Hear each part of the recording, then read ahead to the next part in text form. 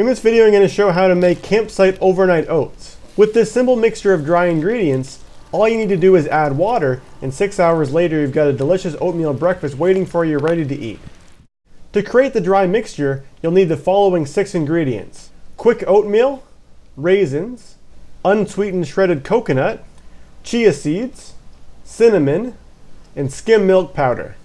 Find a sealed container with a volume of at least 20 ounces. Add 1 cup of oatmeal, 3 tablespoons of raisins, 2 tablespoons of shredded coconut, 1/4 teaspoon of chia seeds, 1/2 teaspoon of cinnamon, and 5 tablespoons of skim milk powder. Seal up the container and shake it to ensure the ingredients are thoroughly mixed. If you'll be camping for multiple days, you can save space by transferring the contents of the container into Ziploc bags. This larger bag contains 9 days worth of pre-mixed ingredients. Each night at your campsite before going to sleep, empty the contents into the container. Add clean drinking water to the container until the dry mixture is fully submerged. This should work out to approximately 12 ounces of water. After giving the mixture a light stirring, seal the lid of the container and leave it in a cool place overnight.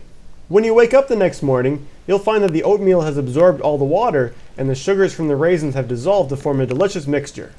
After giving everything a light stirring, your breakfast is ready to eat. The combined total of all the ingredients works out to about 575 calories. After eating a bowl of this, I always feel adequately full and don't feel the need for any snacks before lunchtime, even on a long-distance cycling tour. This recipe has been optimized for use on a campsite with the assumption that you won't have access to milk. However, if you do have milk, you can simply eliminate the skim milk powder from the recipe and add milk to the dry mixture rather than water. This is actually my normal breakfast that I eat at home when I'm not camping. Anyway, I hope you found this video helpful. If you end up trying the recipe, I'd love to hear how it turned out for you, so please leave a comment below, and thanks for watching.